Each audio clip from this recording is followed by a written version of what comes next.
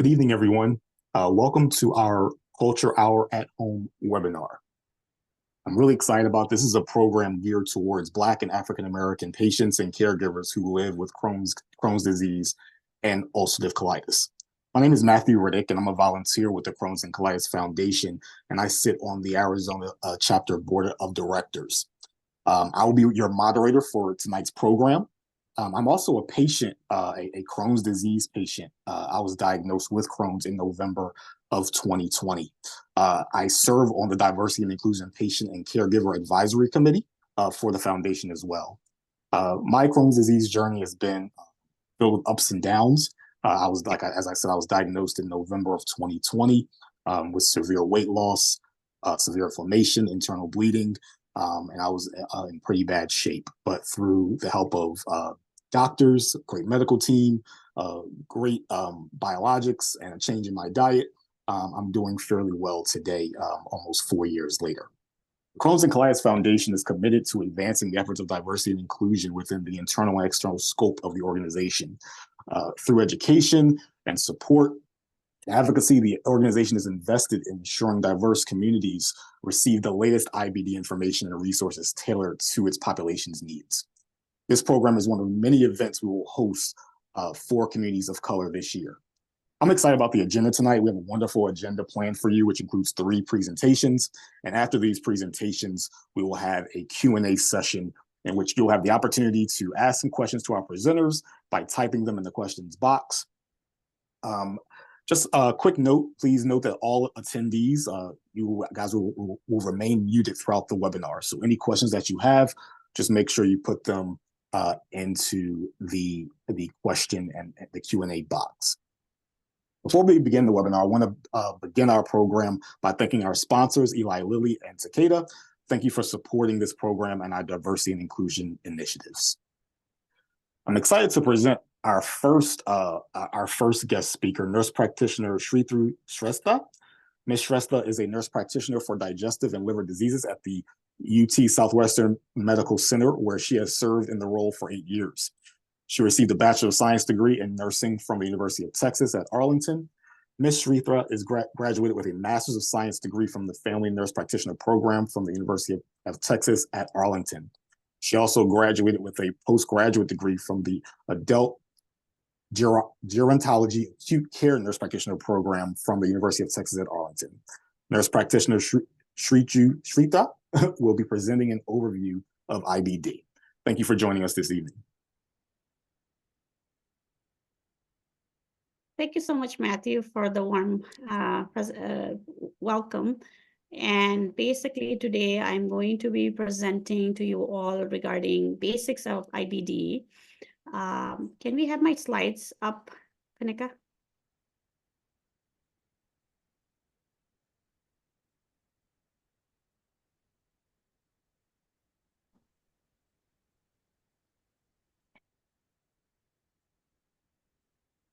All right, so we'll be talking about basics of IBD. I'm going to be talking about what it is, what are the basics, what is the reason for why we have inflammatory bowel disease. Next slide, please.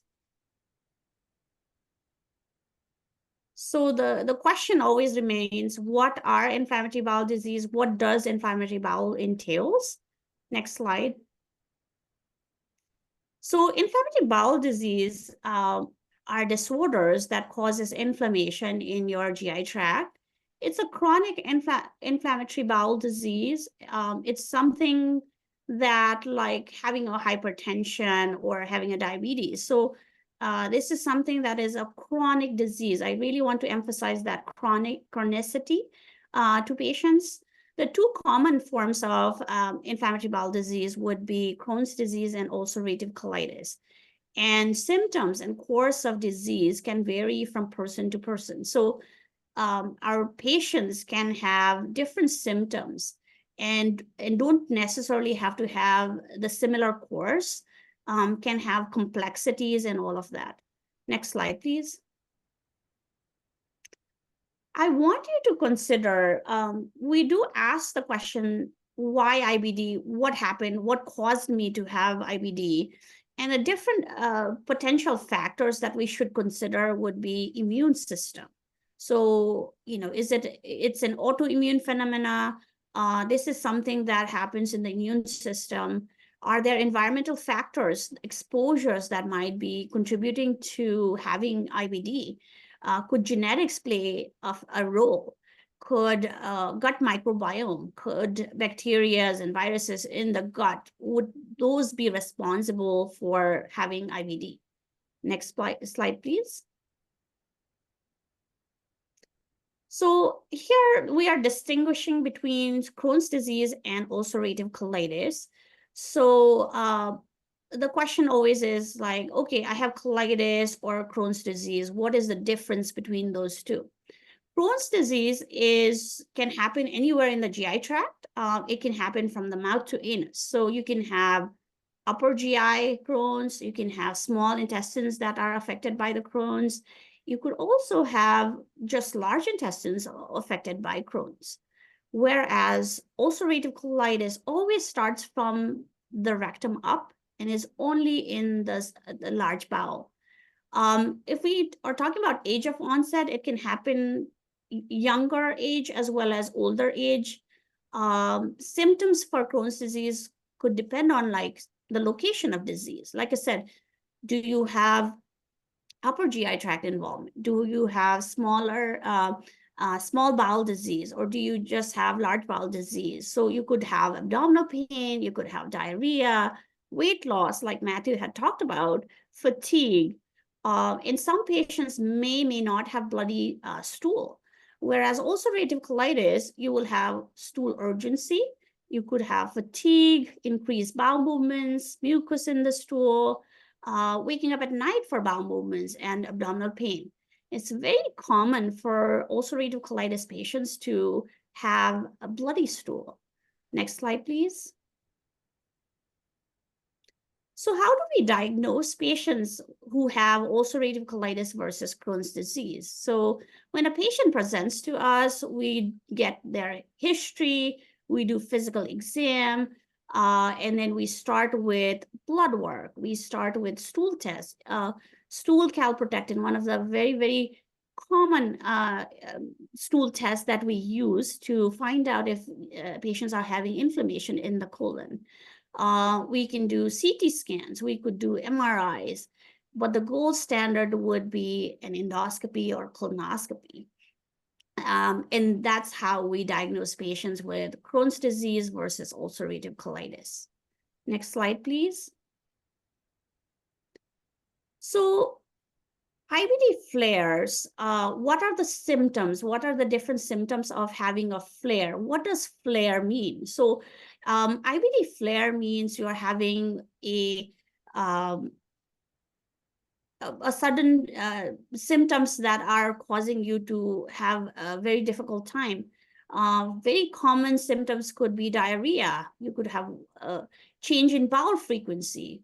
You can have multiple bowel movements. You can have urgent bowel movements. You could also have nighttime bowel movements. You could have rectal bleeding, mucus in the stool, abdominal pain, cramping. You could have fever. You could have fatigue.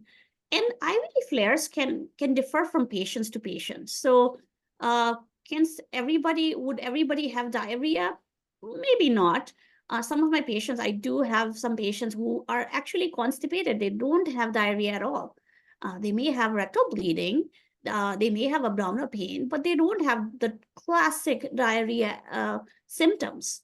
So everybody has a different flare-up symptom that one has, and you need to recognize, okay, during a flare, what happens? What does it look like when you have a flare? And everyone has a different course of disease, and you can have different course of flares as well. Next slide, please. Let's talk a little bit about extraintestinal manifestation. So what it is, so we talked about Crohn's disease, we talked about ulcerative colitis, and we're talking about diarrhea, pain, and all of that. This is all GI symptoms, but other than that, it can also manifest outside of the GI tract. What I mean by that, one can have arthritis, You can have kidney issue, you could have liver disease, you can have what we call primarily sclerosing cholangitis. So your liver enzymes can go high. You could have mouth sores. You can have eye inflammation called uveitis. You could also have skin inflammation. You can have skin manifestations such as erythema nodosum. So there, whenever we're talking about IBD, it's not just having GI symptoms. There are other manifestations of ulcerative colitis and Crohn's disease as well. So we need to recognize, is this arthritic joint pain that you are having, is it related to the fact that you are not controlled? Your disease is not controlled. Is that the reason why you're having the pain? Are you having these skin issues, the erythema nodosum related to that? So there are, we need to recognize that there are extra intestinal manifestation from ulcerative colitis and Crohn's disease. Next slide, please. Shifting gears, we're talking about complications of Crohn's disease. What can happen? Why do we harp on getting the disease under control? What is so important about getting our Crohn's and ulcerative colitis under control, right? Crohn's disease, patients could have what we call stricture, which is narrowing of the colon. You could have intestinal obstruction. You could have abscess. You could have fistula. Fistula is basically abnormal connection between, it could be colon to colon. It could be small intestine to colon. It could also be rectovaginal fistula. So there are different complications that can happen. You can have malnutrition, weight loss that we talked about, right? And the big one, the big thing we always worry about is the colorectal cancer. The more inflammation there is, the more insult to our colon, we tend to be more prone to colorectal cancers. Next slide, please. Similarly, ulcerative colitis also have complications, but it's a little bit different compared to Crohn's disease. One can have anemia, so because there's a lot of blood loss, right? We can have dehydration because you're having so much of bowel movements, you having diarrhea, you could lose weight. Same thing, colorectal cancer, it's always, one of the big complications that we have. And there is this a phenomena called a toxic megacolon, where one could have perforation or rupture of the bowel. And, because of these complications, it's very, very important for our patients to get your disease under control. And it's very important for us to understand that, getting the disease under control is very, very important for management of your disease. Next slide. Thank you, thank you. This is the end of my slide. Well, thank you so much, Nurse Practitioner Shrestha. I learned a few more things, especially in regards to the difference between Crohn's disease and ulcerative colitis that I did not know. So I definitely appreciate your presentation, and it was very informative. Next, I'm excited about our next presenter. We're going to welcome Dr. Meredith Craven. Dr. Craven is a licensed clinical health psychologist. She received her PhD from Northwestern Feinberg School of Medicine and a master's in public health from Emory University. She's the director of GI Health Psychology and the Division of Gastroenterology and Hepatology. Dr. Craven has training in brain-gut behavioral therapies and gut-directed hypnotherapy, which can help improve GI symptoms, quality of life, and resilience. Her background in public health and clinical psychology and interests in positive psychology inform her clinical and research interests. She is passionate about integrating mindfulness, culturally valued practices, and patient strengths into her work.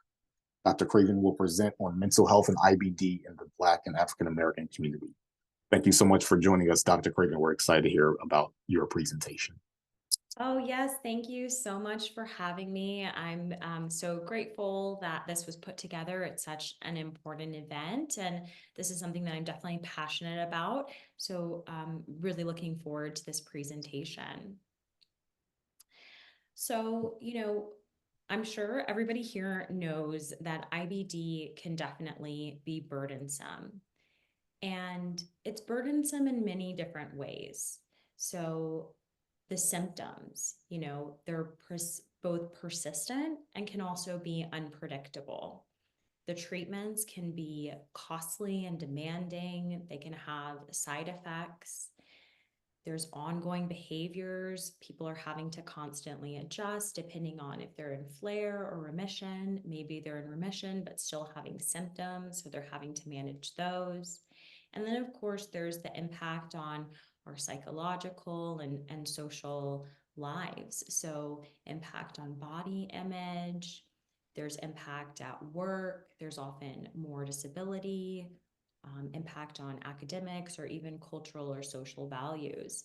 And this is across the lifespan. So IBD sometimes is referred to as a disease of the young because it's often diagnosed around emerging adulthood. And then you have to go on and live your life with this chronic condition that can have some burdens. So it's unsurprising that because of the burdensome nature, anxiety and depression are common in inflammatory bowel diseases. And in fact, rates of anxiety and depression can be double that of the general population. So you can be at a significantly increased risk if you have IBD to have anxiety and depression. And this is for a few reasons. So IBD is inflammatory. So that because of the brain-gut connection, inflammation can happen in the brain as well. And then, we've already talked about the burdensome nature of IBD in terms of the symptoms, the treatments, and disability. So it's not that surprising that people are at an increased risk for anxiety and depression. And in terms of the Black and African American community, unfortunately, we tend to be at an even higher risk for depression. Anxiety, we're not sure because the research isn't there, and that's something that is an issue that Black and African American patients aren't included as much as they should be in these studies. So why might this community be at an increased risk for depression? So there tends to be a little bit more challenges that this group faces in terms of accessing care, maybe being underinsured. Research also demonstrates that Black and African American patients with IBD have higher IBD burden, so they can have more severe symptoms, more disability in terms of work and school, and often can have lower quality of life. And there's also a struggle in finding emotional and social support. There was a really great qualitative study or survey study that asked patients about their struggles, and this was a big one for the Black community. And then we layer on top of that experiences of racism, discrimination, social and structural inequities. So it's really unsurprising that, we have this group of IBD patients that are increased risk, and then we add race of Black African American, and the risk goes even higher. And unfortunately, this isn't even just in terms of IBD. We're seeing in the general population as well. It used to be thought that Blacks and Latinos had lower rates of anxiety and depression compared to whites, but especially after COVID, we're actually seeing those rates go up and match and be even higher in terms of those symptoms of long-term depression. So this is something that really we all need to be paying attention to and thinking about. And one of the reasons why it's so important is because anxiety and depression can be very impactful on IBD. So again, we have this back and forth communication between the brain and the gut, which I'm sure a lot of you have heard of. So if you have IBD, you're at increased risk for anxiety and depression, and then anxiety and depression can make your IBD potentially worse. So we do see that it increases risk for need for escalation of medical therapy, for hospitalization and surgery. And at the same time, it makes it that much harder to practice those coping skills and that ongoing self-management that is required to maintain wellness in IBD. So we really need to pay attention to mental health generally, and even more so in inflammatory bowel disease. So in terms of accessing mental health care, unfortunately, there's a lot of barriers. So Black and African American patients don't tend to be screened as much for mental health concerns. So there was a study that showed, an increased risk among the Black community for depression, but 25% of patients weren't even screened for depression. So the risk may be even higher than that. And unfortunately, we can often have misdiagnoses. So sometimes because of the way that patients express their symptoms, the provider may interpret them in a way that leads to a misdiagnosis. So for example, depression can often be misdiagnosed as schizophrenia within the Black community because of the ways that people are describing symptoms. Maybe they're using different wording. And so then a person is perceiving that as psychosis or delusion. So it's really important that people are screened and that we're thinking of different cultural expressions of how symptoms are expressed, both physically, but also the words that are used.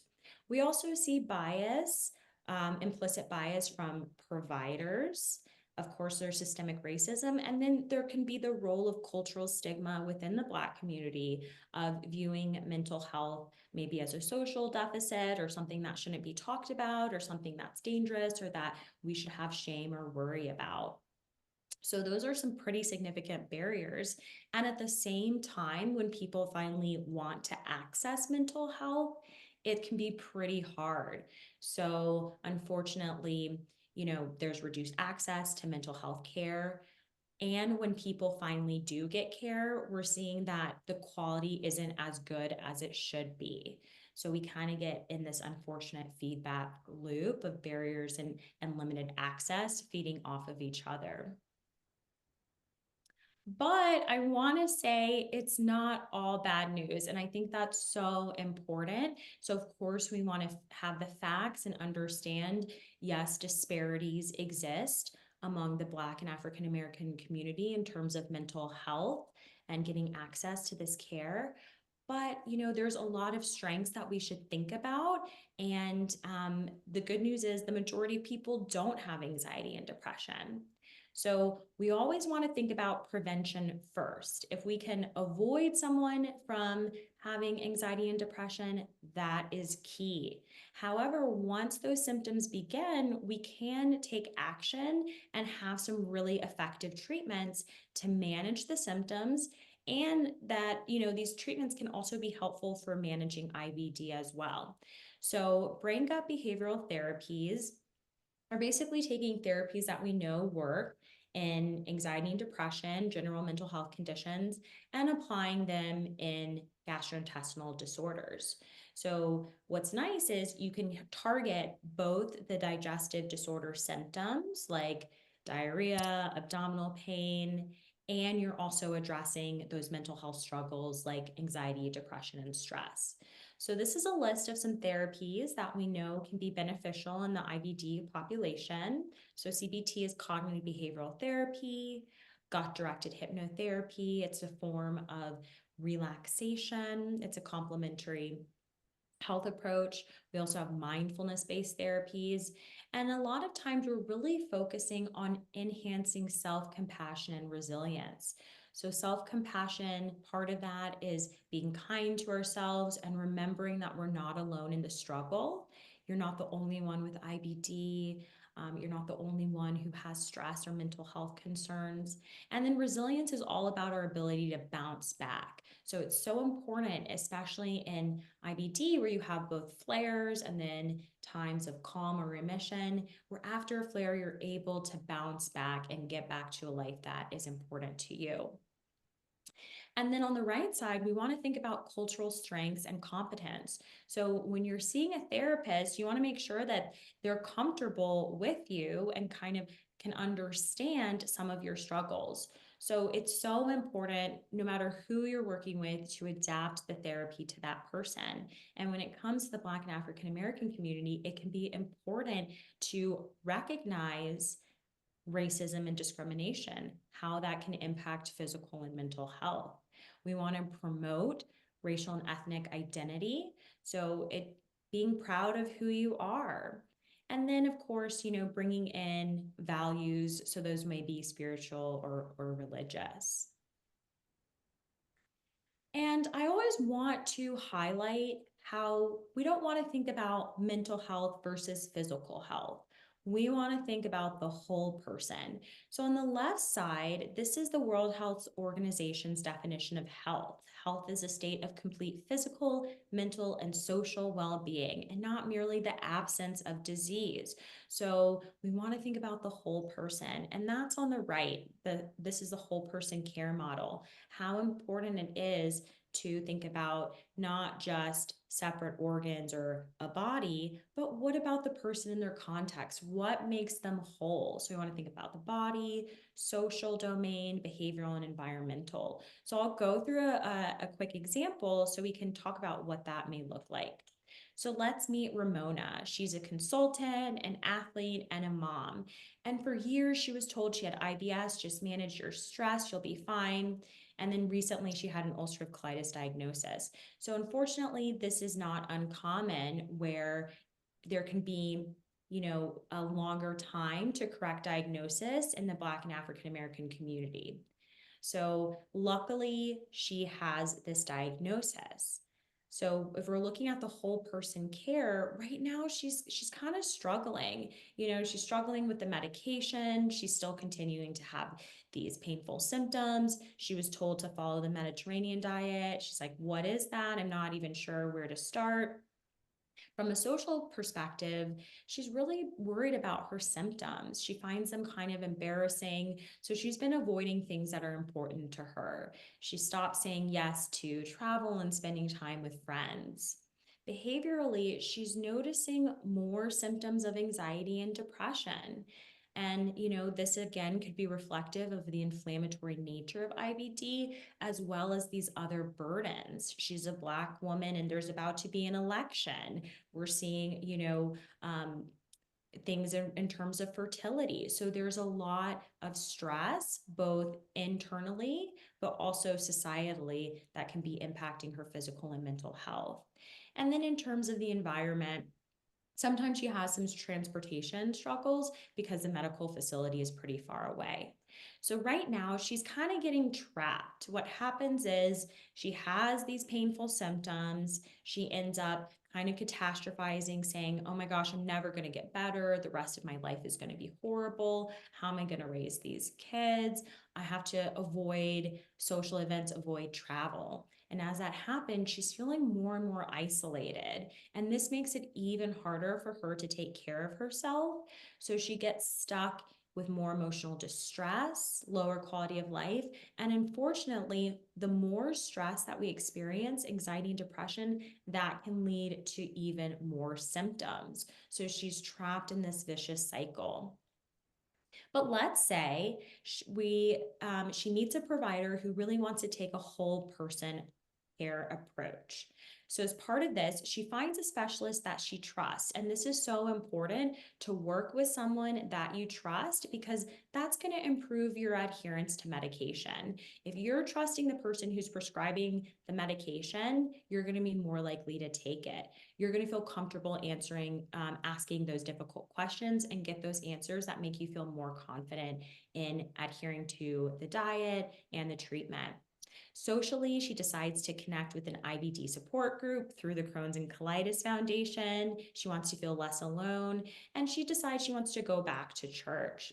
So behaviorally, she works with her primary care provider to find a therapist. So this can often be a great place to start. Sometimes a gastroenterologist may or may not know mental health resources, but often your primary care provider does. So once she gets connected to a therapist, someone like me, she's able to practice different skills like stress management, mindfulness, and she becomes more resilient and self-compassionate.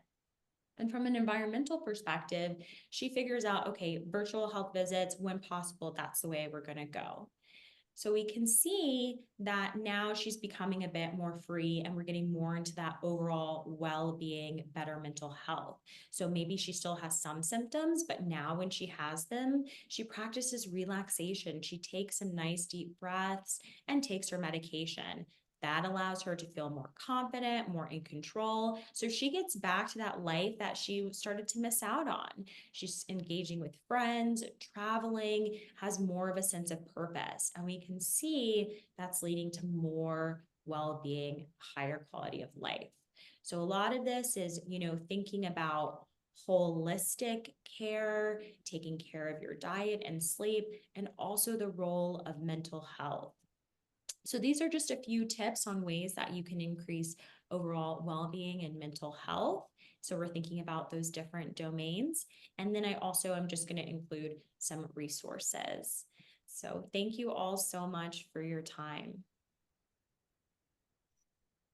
Thank you so much, Dr. Craven. A lot of great information. I know that mental health has definitely been a huge paradigm for me personally in my journey with Crohn's. So it was definitely a great presentation. Lastly, we're going to present to you Dr. Edwin McDonald IV. Dr. McDonald is dedicated to improving the health of individuals and communities through nutrition education. And this is another topic that helped me through my journey. It's just definitely changing my diet. No more spicy foods for me. He works with patients with small bowel diseases, obesity, and other conditions affecting the digestive system. Dr. McDonald's interest in the effects of nutrition on health and disease stem from his experience with Project Brotherhood, an innovative clinic dedicated to providing accessible, affordable care for Black men on Chicago's South Side. While training barbers to serve as health educators, he became keenly aware of the impact of social determinants of health, including the role of nutrition. In 2012, Dr. McDonald received a certificate in professional cookery from Kendall's College School of Culinary Arts. Dr. McDonald also is an active researcher. He recently investigated the effects of vitamin deficiency in patients requiring intravenous feeding and studied the usefulness of fecal calprotectant in patients with inflammatory bowel disease. He also created a web-based mobile program to assess the utility of applications in managing inpatient hepatology patients. Dr. McDonald's work has been funded by the National Institute of Diabetes and Digestive and Kidney Diseases. Dr. McDonald will present on nutrition and IBD in the Black and African American community. Please help me welcome Dr. McDonald. Oh, thanks so much. You didn't have to go through the whole bio. You could just say, you could just stop at Dr. McDonald. But want to set you up right. Yeah, I appreciate you. So I'm having some Wi-Fi difficulties here, so I'm going to have Kanika advance the slides. So can you go to the next slide? All right. So I am a trained chef. I did my chef training actually after my doctor training. So I went when I was doing a nutrition fellowship at the University of Chicago. So I was doing a fellow during the day and training as a chef by night. Prior to all this, I did work in restaurants. So I have some culinary experience prior to going to culinary school. Next slide, please. Currently in Chicago, I do cooking classes in the hospital, but also do classes throughout the community. So I started a program called Good Food is Good Medicine, and we have classes on the west side of Chicago in multiple different neighborhoods, also on the south side in Englewood and Bronzeville. And we're really just focusing on how to eat healthier. As a gastroenterologist, I clearly see a lot of patients who have inflammatory bowel disease and other gastrointestinal conditions. And I focus on how do you use food in addition to some of the other therapies we have to offer. So can you go to the next slide? So my goal is to discuss diet as a risk factor for IBD. I want to highlight how food insecurity also increases the consumption of ultra-processed food and discuss how the food environment impacts eating behaviors, because I am a Southsider. I live in Chicago, and I'm also alum of Northwestern Feinberg School of Medicine, so shout out to my colleague here. But as a Chicagoan, I have to navigate some of these issues even for myself, okay? Next slide. So we know that inflammatory bowel disease affects about 3.1 million adults in the United States. Next slide. And the prevalence is higher in non-Hispanic white Americans. So in that population, prevalence of IBD is 1.4%. But I do want to point out about 0.5% of African Americans or non-Hispanic Black Americans have IBD. Next slide, please. And what's interesting when you look at a recent study that looked at Medicare enrollees from 2001 to 2018, they found that Black patients actually had the largest annual increase in the prevalence of inflammatory bowel disease. So it is increasing in this population. Next slide. Now, another study coming out of Mayo Clinic, they looked at the incidence of inflammatory bowel disease in Olmsted County. In 1970, it was relatively low. Next slide. But fast forward to 2010, the incidence increased dramatically throughout this time period. Next slide. So they found that by 2010, the incidence of inflammatory bowel disease increased in people of color by 134% from 1970 to 2010. Next slide. So the question is, why? Like, what is happening? I don't think human beings are any different than what they were in 1970 compared to 2010, but I think one thing that has changed is the way we eat. And one of the biggest differences is the amount of ultra-processed foods that we're consuming. So next slide. So the Western diet is really becoming more of an ultra-processed diet, and it's been implicated as a risk factor for developing IBD, including IBD flares, in multiple different studies. Next slide. So I do want to point out there are a lot of societal changes that are affecting the way we eat. So it's not just the food we're eating, it's all the processes associated with the food, even where we're eating and also where we're getting our food from. Okay. So what's interesting, according to a study from the USDA, as of 2010, we spend more money as a whole in America on food from restaurants than food from grocery stores. And that has a huge impact in terms of what we're actually consuming. Next slide. Another thing I want to point out currently, about less than 60% of dinners in America are cooked at home. And this is not just Black America, this is America, period. Yeah. Next slide. So with that said, a lot of people are consuming ultra-processed foods. So when you look at all Americans, especially looking at a study called NHANES, which is a large population study, they found that about 60% of the calories that the average American consumes comes from ultra-processed foods. Next slide. So what are the types of food processing? Okay, let's go to the next slide. So the NOVA classification really highlights 4 different types of food processing. Now, NOVA doesn't stand for anything. The person who came up with it, Carlos Montero, he just decided to call it NOVA, and the name stuck. So the 4 categories are unprocessed and minimally processed foods. Then there's the processed culinary ingredients, processed foods, and also ultra-processed foods, okay? So your unprocessed foods are, these are your fruits and vegetables, your fresh or frozen meat, foods that are pretty much in its natural form. Your processed culinary ingredients, these are all the substances that we use to make food taste good. So your salt, your sugars, and your oils and stuff like that. And then your processed foods, these are foods that are actually relatively similar to their unprocessed counterparts. So like canned food. So for instance, if you opened up a can of corn, it looks like corn, okay? But ultra-processed foods, very different. So they really have no chemical resemblance to their natural predecessors. So for instance, a can of corn looks like corn, but candy corn does not look like corn whatsoever. So there's really no corn in candy corn outside of high fructose corn syrup, which again is a very ultra-processed form of corn, and it really just does not have any relationship to anything that's naturally occurring. So ultra-processed foods, by definition, are foods that are made with industrialized ingredients. So I'll give you an example. As a chef, I know how to cook a lot of different stuff, but if you ask me to come home and make Coca-Cola in my kitchen, I can't just make Coca-Cola in my kitchen. I don't have, phosphoric acid and sodium benzoate and all this stuff just sitting around, okay? Next slide. Now, ultra-processed foods have been demonstrated to be a possible dietary risk factor for inflammatory bowel disease. Next slide. And there was one study that found an association with ultra-processed foods. So what they found was 5 or more servings per day of ultra-processed foods was associated with an 82% increased risk of inflammatory bowel disease. And 5 sounds like a lot of servings, but if you think about it, I just pointed out for the average American, 60% of our calories come from ultra-processed foods. So people are getting more than 5 servings on average. Next slide. So there are a lot of different ways ultra-processed foods are connected to inflammatory bowel disease.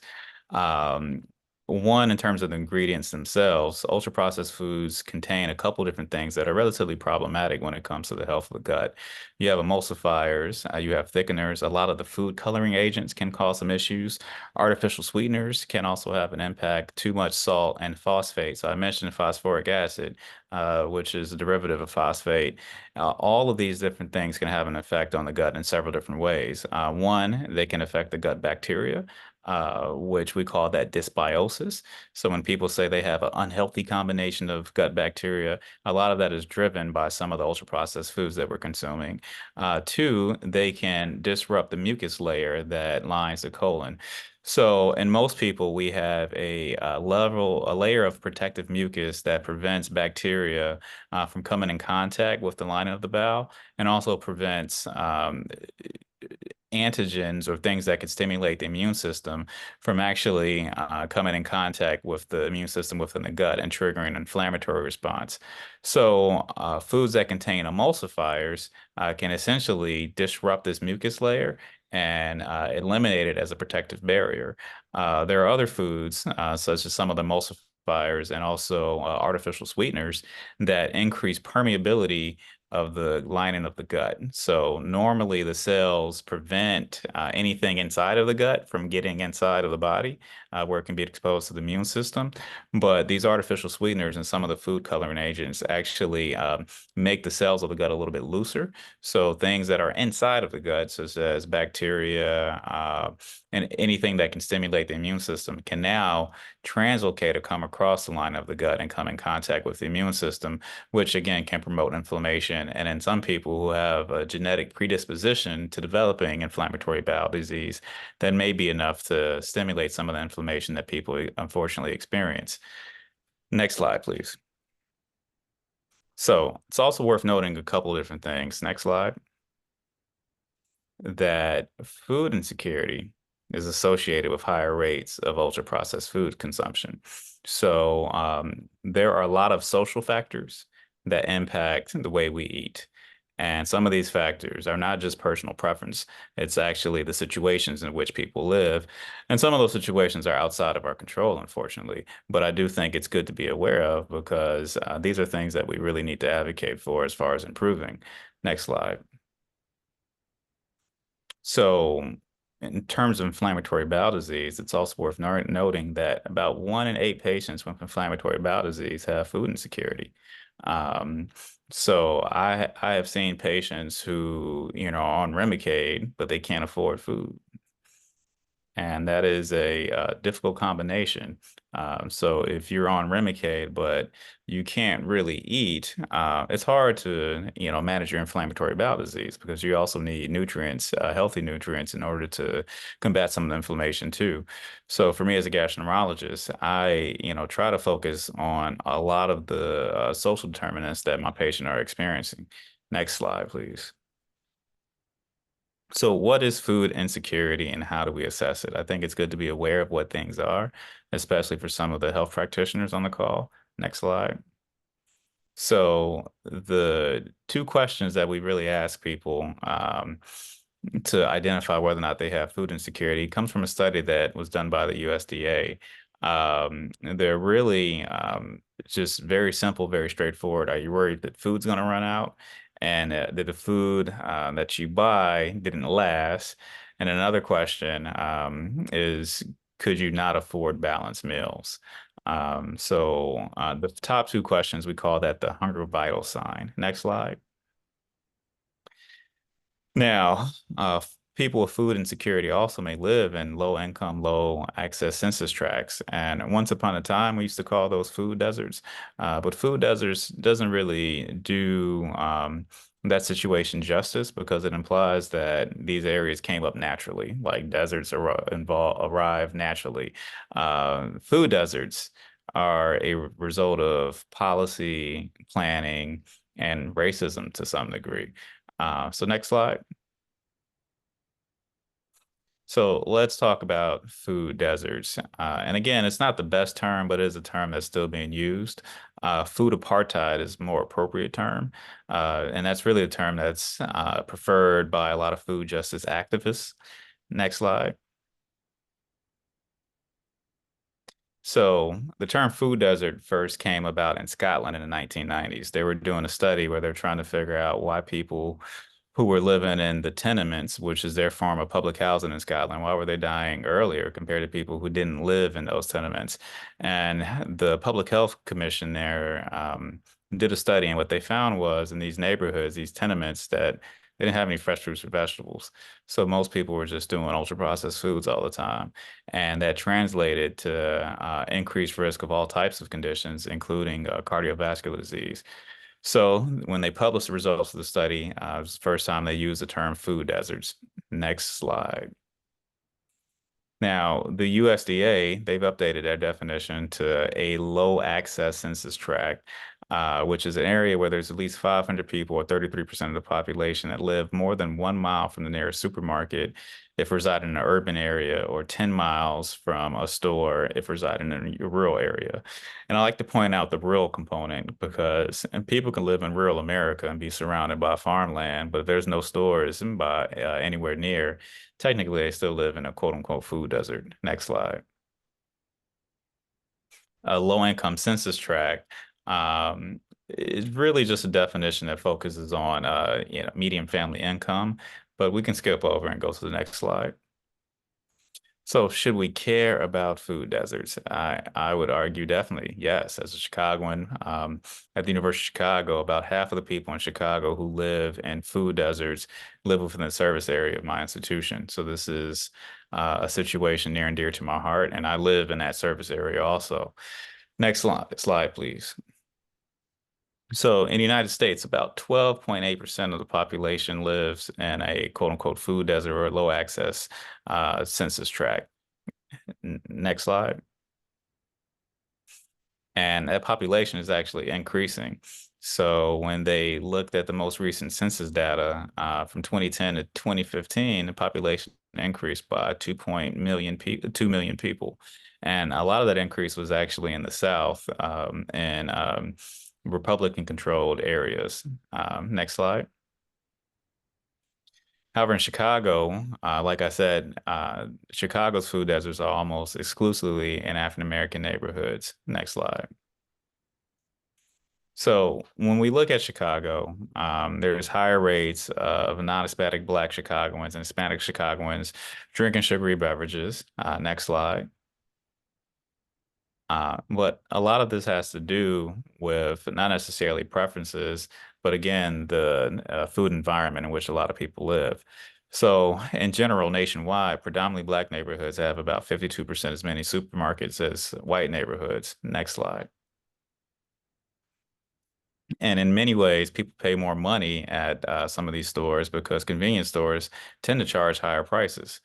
So if you go to the local convenience store around the corner from my house, I mean, a bottle of pop costs like $3 or $4. So even though they don't have necessarily healthy food, people are still paying prices that you would see at Whole Foods for foods that are way less quality. Next slide. So is the impact of food deserts on health controversial? A little bit. Next slide. So one study showed that in general, most people on average are driving, at least 3 to 5 miles from their house in order to get groceries. And it doesn't matter if you are eligible for food stamps or not. In general, most people are not necessarily shopping at the grocery stores close to home. Next slide.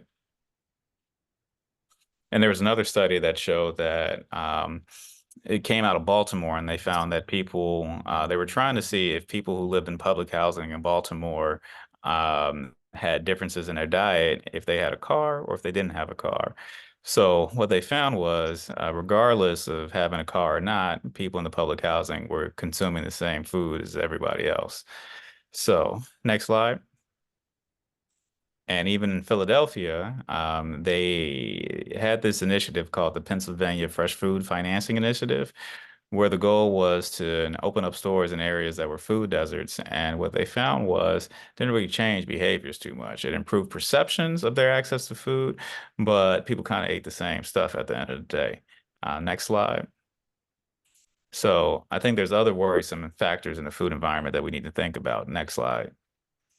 And this goes back to the ultra processed foods. So a lot of these neighborhoods that have been designated as food deserts are actually food swamps. There's plenty of foods. So if you go to the south side of Chicago, where I stay, there are plenty of restaurants everywhere. And the problem is the restaurants, these are areas where there's a large amount of energy dense foods that overwhelm the healthy food options. So it's actually hard to find healthy food because all you see is all the unhealthy stuff. The healthy stuff is almost hidden in these neighborhoods to some degree. Next slide. So food swamps, again, occur predominantly in African American neighborhoods. So a nationwide study found that on average, there's about 2.4 restaurants per square mile in predominantly Black neighborhoods compared to 1.5 restaurants per square mile in predominantly white neighborhoods. So for a lot of people who live in these areas, the amount of unhealthy food that you get exposed to is not the same as folks who live in different neighborhoods. Next slide. And another issue is even when it comes to marketing. So in 2019, they did a study that specifically looked at food ads targeting young Black children. And what they found was Black youth viewed approximately 75% more fast food TV ads than their white counterparts. And a lot of that was due to targeting. Next slide. So this is a picture of Wrap Snacks, which they sell it at the gas station around the corner of my house. And I just want you all to imagine a world where like Taylor Swift was selling potato chips and what that would do to the community. Um, but this is what a lot of young Black youth deal with. Next slide. So should we care about the food environment and IBD? Definitely. Next slide. So what they found was when they looked at people who were experiencing IBD and IBD flares, they were looking at foods specifically. So in one survey, they found that consuming French fries frequently was associated with inflammatory bowel disease, and also consuming a lot of these sports energy drinks were associated with inflammatory bowel disease. Next slide. So it's one of the reasons why I started doing cooking classes in a lot of these communities. Okay. So I wanted people to have the culinary knowledge to not be dependent on some of the restaurants that are existing in some of these food swamps, and also not be dependent on some of the ultra processed foods that are easy and convenient. Some of them may taste good, but in terms of our overall health, not just with inflammatory bowel disease, but also cardiovascular disease and cancer, like these are the things that are really having a negative impact on our health overall. Next slide. And with our cooking classes, what we started doing was actually looking at how the cooking classes change the gut microbiome. So I showed you one slide, how a lot of the ultra processed foods are connected to the bacteria within the gut. And that in of itself could potentially be one of the risk factors for developing IBD or maybe even triggering flares. So with our cooking classes, one of the research studies that I'm doing, our classes are 6 weeks. And we have people meet once a week for 6 weeks. It's done by a couple different chefs and myself. There's a nutrition lecture, but then we also have a lecture focusing on culinary techniques, and we're specifically focused on healthy eating. So with our classes, we go to get groceries just from all the grocery stores in which all our participants shop at. So everything is very culturally friendly and neighborhood friendly. And what we found was um, after completing our 6 week classes, the gut microbiome changes in a positive way. Okay. So certain markers of ultra processed foods decrease, and certain markers that are associated with consuming fruits and vegetables increase. And then we also can tell that people are consuming a little bit more fiber in their diet, because we can see things like short chain fatty acids increase. Next slide. So when it comes to diet overall, um, especially for managing IBD, we still have a lot of research to be done. Okay. So ultimately, there are some studies that are looking at the role of the Mediterranean diet, possibly the role of a vegetarian or vegan diet. But the studies that do exist right now are sort of small. It's hard to really apply these results to everybody. And then also with inflammatory bowel disease, there are people who experience inflammatory bowel disease differently. Okay. So sometimes people may have stricturing disease, and folks with strictures may not necessarily be able to eat a lot of fruits and vegetables because that could put them at risk for bowel obstruction. Whereas sometimes when people are having a flare, if you're in the middle of a flare, eating a bunch of fruits and vegetables may not necessarily be the best thing. And you really need kind of a liquid diet or a diet that's, rich in like protein shakes and things along those lines. But I think ultimately for folks who do not have strictures and people who are not in the middle of a flare, eating foods that have anti-inflammatory properties is probably a good thing. And these foods tend to be more natural and unprocessed, such as the fruits, vegetables, and whole grains. So we can stop there. I want to see if there's any questions. I'm assuming we're going to have all the opportunity to answer questions for everybody. Yes. Thank you so much, Dr. McDonald. Great presentation on nutrition. That definitely was key and still is key in my IBD journey. So we're going to head to the Q&A portion of the event. I see we have a couple of questions in the queue.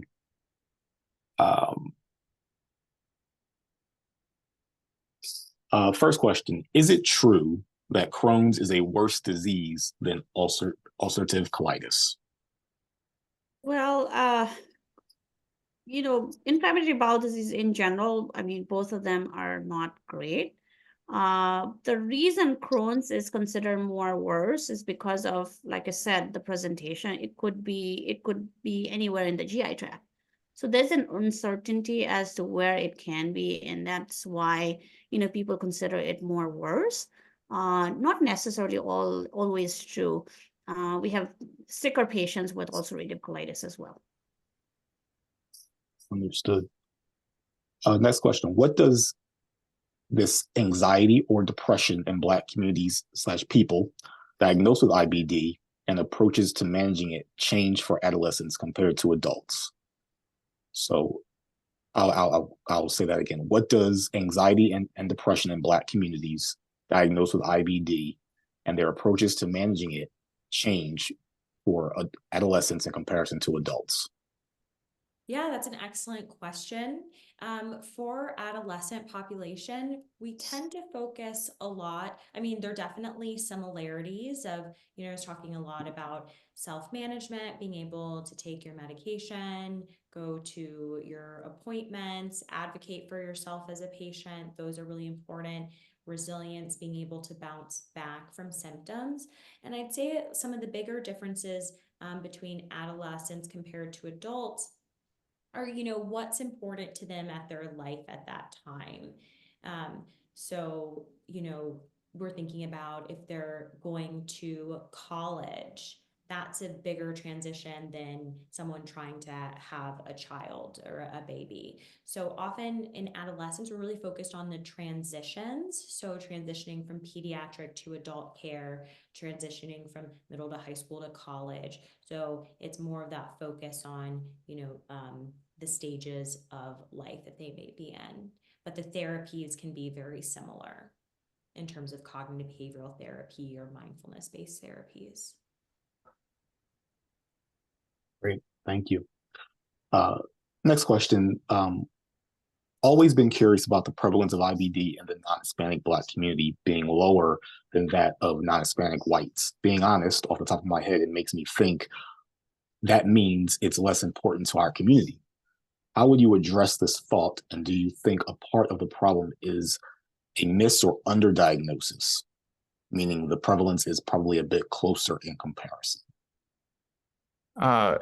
It's hard to say. I mean, I do think there is definitely underdiagnosis. Whether or not the prevalence is actually going to be the same, I don't know. And one of the reasons why I think there's underdiagnosis, one, we know that for Black people, adults and children, there's a longer gap in terms of the time of presenting with symptoms and actually getting to diagnosis with IBD. And there's still this idea that Black people don't get inflammatory bowel disease, and that's rooted in bias. And some of it is rooted in some of the earlier studies. And so the initial studies in the United States were done in a Jewish population. I think back in 1927, the first study was actually done by Dr. Crohn, and he had a population of, I think, maybe like 11 or so Ashkenazi Jews. And since then, most people just focused on IBD as being a Jewish disease. And then they realized, well, people outside of the Jewish community can get it. And at that point, they were like, well, this is only white people. But like I said, I think we are becoming more aware of the diversity of who IBD can impact. And ultimately, whether or not the prevalence is going to be the same in the Black community compared to the white community, I don't know, but the prevalence is increasing, which does mean that we are diagnosing people more with IBD. Whether or not people are actually having more IBD or we're just doing a better job of it diagnosing it in Black people, hard to really say. But I do think it's good for everyone, including people, especially people of color, to be aware of some of the symptoms of inflammatory bowel disease, especially if you have family members with inflammatory bowel disease or family members that may have these symptoms, and you yourself may have inflammatory bowel disease. You might have to be the advocate for one of your family members, unfortunately. Good point. Good point. Dr. McDonald, you touched on this briefly. Is there a recommended diet for those diagnosed with Crohn's disease? There's no standardized recommended diet yet. And this is an area of ongoing research. Myself and a couple of my colleagues at University of Chicago, we're actually doing this research. So I think as it stands, when we look at what we should not eat, a lot of it is ultra-processed foods. And I feel there's enough evidence for me to make that recommendation to avoid some of the processing. Diet can play a role. So when you look at the pediatric literature and even some adult populations, there are some people who've had their inflammatory bowel disease or their Crohn's disease reversed with exclusive enteral nutrition. So that's where you're doing like the tube feeding and stuff like that.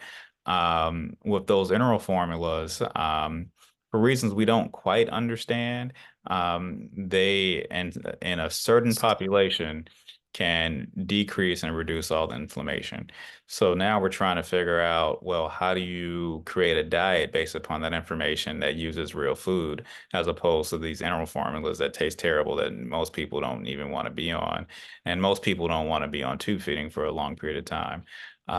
So that's an area of ongoing research. But I do think the key to, really figuring out the impact on food, on inflammatory bowel disease, and also using it as a treatment is going to come from figuring out how the food manipulates the bacteria within the gut. Thank you. Thank you. This question was stated for Dr. Craven. Do you have any recommendations on where to look for therapists of color? Yes. So I'm not sure if my slides will be shared. I have a list on there, but the National Alliance on Mental Illness, NAMI, has a wonderful list. So I think if you just Google NAMI Black Mental Health Resources, there's a really big list. So there's one, for example, called Black Emotional and Mental Health Collective, Therapy for Black Girls, Melanin and Mental Health. But I would say I'll find that link and put it in the chat. Awesome. Thank you so much. For nurse practitioner Shrestha, what can you do to help alleviate flare-up symptoms? Or what can any patient, I would say, do to help alleviate flare-up symptoms and replenish fluids if having frequent diarrhea? Yeah, recognizing that you're having a flare, that's the first key into, what we do next. And being in contact with your healthcare provider, getting, um, steroids or biologics. Those are the main things that we want to do in terms of getting those flares under control. Like I said, recognizing is the first key, and in talking to your doctors, talking to your healthcare providers to make sure that they get blood work, stool studies to make sure that this is a true IBD flare is very, very important. Thank you. Understood. Dr. McDonald, do you have a cookbook for IBD? No, I don't have a cookbook for IBD, but it's a work in progress. So actually one of the chefs that I teach my cooking classes with, she has Crohn's disease also. So we are, really working together. And one of the reasons why I love cooking with her, especially when we're cooking with for patients who have inflammatory bowel disease. I mean, she is navigating the diet and inflammatory bowel disease herself, not only as a chef, but also as a patient. So it is a work in progress, and I'm blessed to have the opportunity to work with some amazing dietitians who focus on IBD. And we're actively kind of writing in and collecting some of the recipes. Now, CCFA does have a great collection of recipes. So if you go to the CCFA website, you should be able to find some of the gut-friendly recipes. And I believe it's called gut-friendly recipes. So we're also working with CCFA on doing some culinary videos for gut-friendly recipes. So those should be available shortly. I think we're going to film a bunch of them sometimes early July. So hopefully those videos will be on the website. And then the cookbook, I'm not sure exactly when it's going to be done, but I'll make sure CCFA is aware. I do have a kids book. If you have any kids who want to understand about digestion, the book is called "Do You Know Where My Food Goes?" And it's basically a dad talking to his son about digestion. And I think for people who have inflammatory bowel disease, if they have young kids or if they have children with inflammatory bowel disease, that might be a good introduction to the gut. You can find it on Amazon and stuff like that. So it's just Ed McDonald, do you know where my food goes? It should pop up. Awesome. Awesome. What does the research say about which ethnic group is often diagnosed with Crohn's disease? And are we any closer to finding a cause? It's a work in progress. In terms of the cause, we know what the problem is. So there's something in the gut, be it, a bacteria, be it environmental stimuli, that is stimulating inflammation within the gut. And then due to genetics, that inflammation is not being turned off. So normally there's a bunch of inflammation that happens. This is how we kill bacteria. So inflammation in a control setting is not entirely a bad thing. Like, we need it to survive in many ways. But when there's too much inflammation or the inflammation is not being shut down, that's how, autoimmune disease, inflammatory diseases like IBD can arise. Right now, globally, it looks like inflammatory bowel disease is affecting everybody. So including African Americans, Asians, people in the Middle East. So although there's still probably more white people who have been diagnosed, but those numbers are going up. And I think one of the reasons why the numbers are going up, everyone's diet is becoming westernized. Mhm. So we are moving away from our ethnic food and now eating more of this ultra processed stuff. Mhm. Kind of piggyback or expand upon that.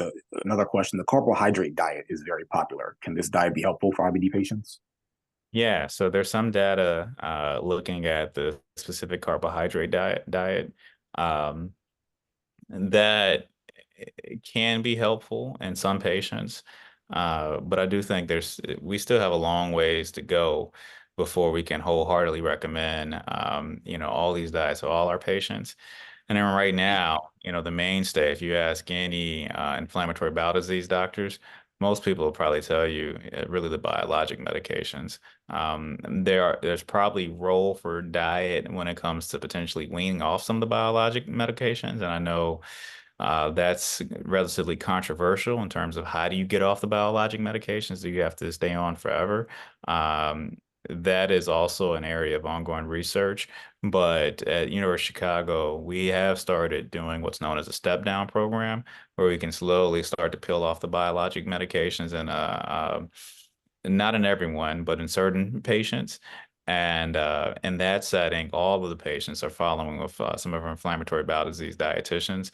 And we're really kind of working to make sure people have the diet to prevent disease from coming back. Great. How can programs or initiatives be implemented, or are there programs already implemented to increase awareness of and involvement of Black people or people of color in studies, so that we may have greater participation and hopefully yield more equitable results? That was long. Go ahead. Yeah, it's a good question. My colleague, Dr. David Rubin, did a study where he found that Black patients are not participating in any of these clinical trials for some of these new medications at the same rates as white patients. So there's definitely a huge need to, really make sure that these medications are effective in our population at the trial portion, as opposed to, just using them when they're now available to everybody. But one organization that I love and support is Color of Crohn's and Chronic Illness, CultureHour. And they do a good job focusing on people of color and also encouraging people to enroll in clinical trials. For someone who is not compliant with their medication because they have gotten used to their flare symptoms, how would you convey the importance of controlling flares? I think maybe a nurse practitioner, Shrita, maybe you can. So it's very important to provide education properly. You're right, like a lot of times when patients are, this is me, this is just how it is, and they just don't recognize that we are talking about complications. They don't realize that complications is why we want the IBD under control. A lot of times, it's educating them about that would also help. Just understanding why we want the control, colon cancer risk, and all of that. The also other fact would be that, providing resources, access to care, and also getting trust from the patients. It's very important for patients that way, for them to realize that this is a flare and we need to control it. Some of our patients, yes, they only present whenever they are at the peak of, having a lot of flare, and then end up in the hospital and might even get surgery because of that, which are all preventable if you manage your symptoms well. You can be in remission. And that's one of the things that patients need to be educated properly for them to comply, for them to realize, okay, this is a flare. We need to get ahead of it so that we avoid those complications. So it's all about education. It's all about getting patients to recognize and realize what can be normal. And that's one of the things that patients feel that their normal is just being in a flare. And getting them into remission, getting them into this normalcy can help them realize that, I was not living my fullest. So education is the main important thing, I believe. Definitely. How do you differentiate general negative GI symptoms from an actual flare? So we, yes, IBD and IBS can be with both, can happen all together. whenever someone is flaring or having symptoms, it's very, very important to differentiate those. That's why we do those blood work, we do the stool studies, and that is what helps us to recognize, is this an actual flare versus is it something just like an irritable bowel syndrome? Is it just a stress-mediated symptom that you're having? So, and doing colonoscopies, if someone is having a lot of symptoms, but your calprotectin is normal, your blood work is all normal, your CT scans are normal, getting a colonoscopy to figure out exactly if there is, if this is actual flare versus something else. So, we rely a lot on objective findings as well as, our patient's subjective concerns. Thank you. Thank you. And our last question, the Mediterranean diet is always recommended. I was wondering if there is indeed a lower incidence of IBD within Mediterranean countries. So within Europe, it's complicated. Okay. So like if you look at Greece, Greece has amongst the highest rates of childhood obesity in the world nowadays. But some of that has to do with them actually giving up the Mediterranean diet. If you look at Israel, so Israel's right on the Mediterranean, they have high rates of inflammatory bowel disease, primarily because there's a lot of Jewish people that carry genetic risk factors for inflammatory bowel disease. So even though their diet is Mediterranean, there are high rates of inflammatory bowel disease. So it is complicated because the Mediterranean is a very diverse place, and the Mediterranean diet applies to a lot of different countries with a lot of different ethnic groups. But the spirit behind recommending the Mediterranean diet, especially in clinical trials,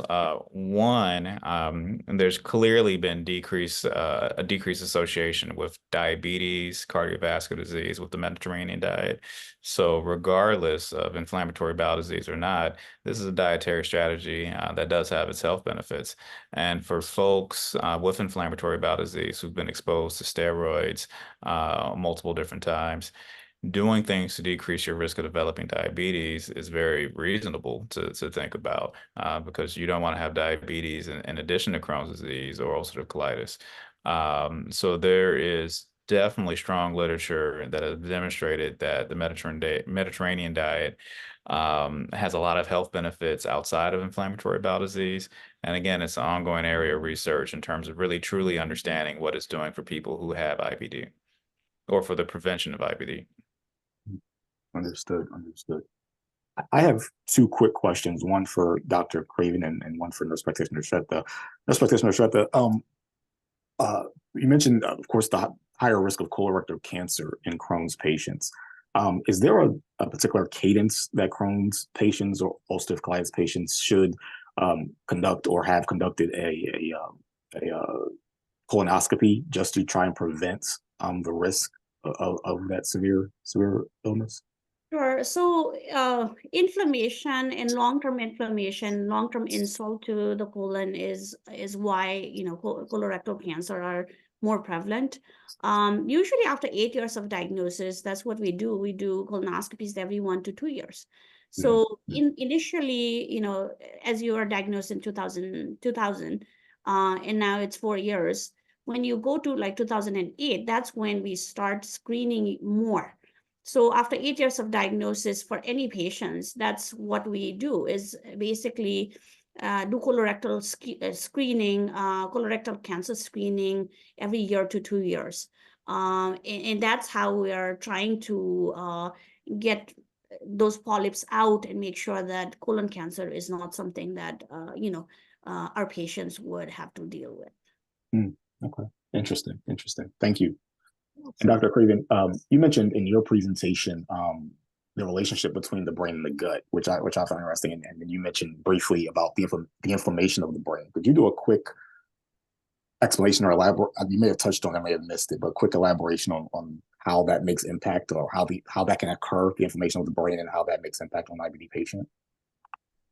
So So the brain and the gut are in constant communication. And so there are signals that are being sent back and forth through this brain-gut axis, and that can also include the microbiome. So sometimes I like to use the metaphor of like a conductor in an orchestra, or queen bee and her worker bees, where we have this nice back and forth communication, and hopefully, things function as they're supposed to. But there are certain things that can cause disruption in that communication. So things like chronic stress, inflammation, having major surgery, trauma. And sometimes that communication can become dysregulated or go a bit haywire.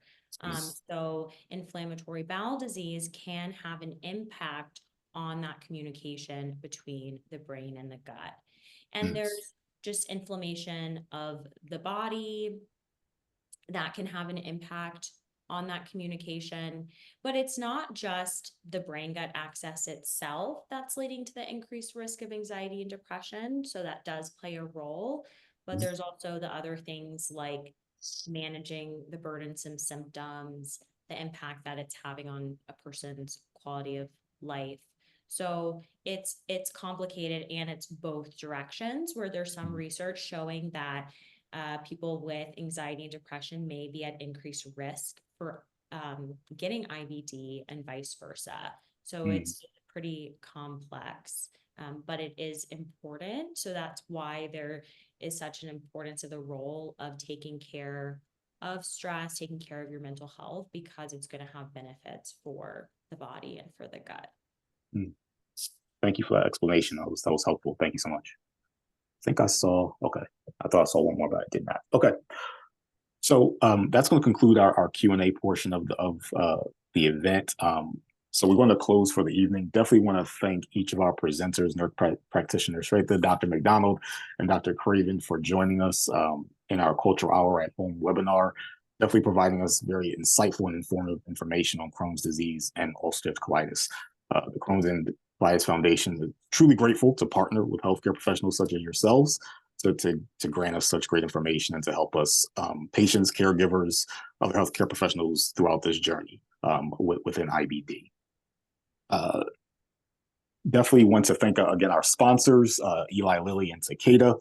And of course, we want to thank our attendees. We hope you gained some insight and some additional information on Crohn's disease and ulcerative colitis and how it directly impacts the Black and African American community.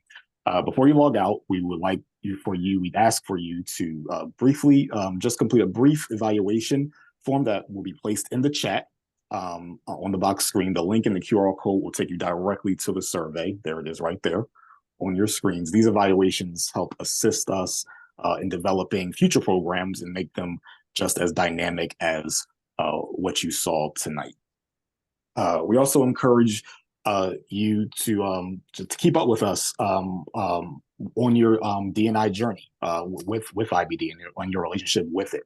We have Facebook support groups for African Americans and Black and IBD community. We'd love for you to join that. There'll be a QR code for that as well. And we also have other additional programs geared towards communities of color coming this fall. So please keep a lookout for that. The list will be coming up. I think it's coming up now. If your questions were not answered tonight, we definitely encourage you to visit our website, www.crohnscolitisfoundation.org. You can also contact our IBD Help Center as well, or email us at info@crohnscolitisfoundation.org. Again, my name is Matthew Riddick. I want to personally thank the Crohn's and Colitis Foundation for inviting me and allowing me to moderate this great conversation. And we all hope you have a great evening. Thank you so much again. Thank you.